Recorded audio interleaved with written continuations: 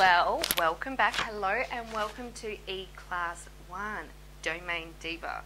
In today's eclass, I've got notes because there's a bit to cover, but in today's class we're going to be going over buying domain names for your business, brand protection, and buying the best name for your brand.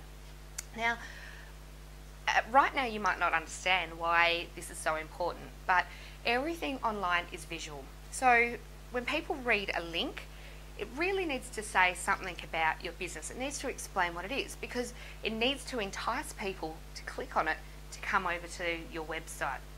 So sometimes businesses are named under brands and it might not be obvious through the name what it is you do.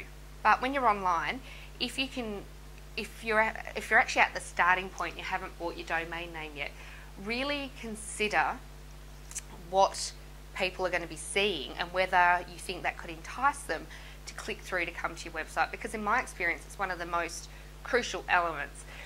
Now, if you've already got your name, just adding a good tagline or descriptive tagline could be a way to get around this or overcome it. Now, if you're actually just going out and buying your domain name for the first time, there's some things you really need to consider.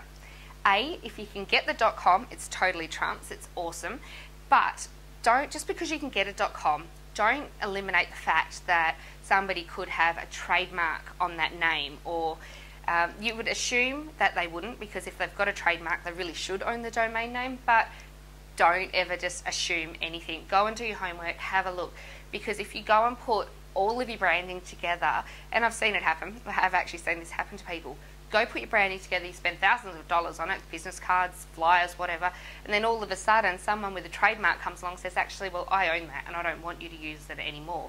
You don't have a leg to stand on legally, you have to start again.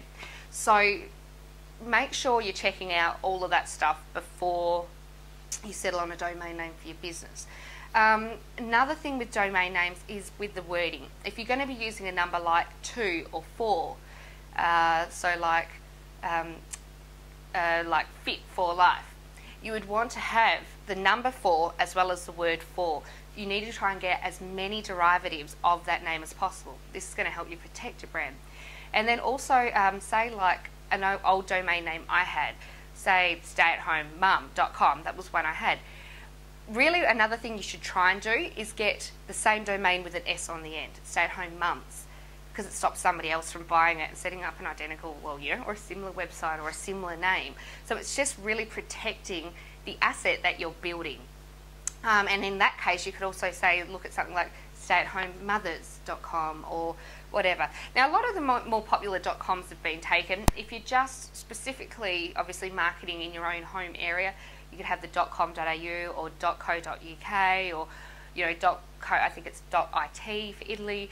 So you can always just get your own domain names if you're only focusing in your own country. But if you are looking at having a global brand and a global business, having a .com is awesome. Next best, I guess, .net. But the main thing is you don't want someone keying in the wrong sort of extension and then ending up on somebody else's site and totally not finding you. So if the .com is not in use, you can always try and purchase a .com. They can be, they can range from, a couple $100 to hundreds of thousands of dollars in my experience. So you can always try and buy a .com if you can't get what you want, but just have a bit of a play. Now, the other thing you need to take into consideration with domain names is hyphens. So to be like one of my clients, clean-living, which is a dash. You want to try and minimize those dashes. Maybe, 1 is best, 2, okay, but you really don't want to be getting words with dashes so you can get the domain name. Just gets confusing for people. So if you're going to be talking to people and telling them what your domain name is, always think about that as well. And also for your email addresses, like if you've got a 3 or 4 word domain name, your email address just gets out of control. So you can always buy a domain name. Say if I had purecleanlivingforlife.com, say, and you don't want a big email address like that, you can always just buy another domain name specifically just for your email. So you could just have like PCL Living or something like that. So you've got a shorter domain name, which is easier for you to use and easier for you to put on your marketing material and won't take up so much space. So you can always think about doing things like that as well.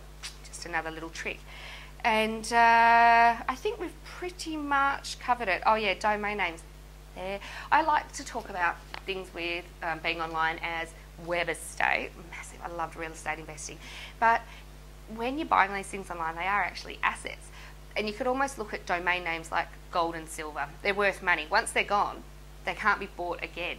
So, and I have seen it, obviously you've probably heard stories of people selling domain names for a lot of money, okay? So, and some of my stupid domain names go for massive amounts of money. So you can actually trade domain names, and I've sold, I've done a little bit and made some good money, like, you know, a few $1,000s off something I spent $12 on. So, you know, it can be really profitable. It's a whole nother way to make money online in itself.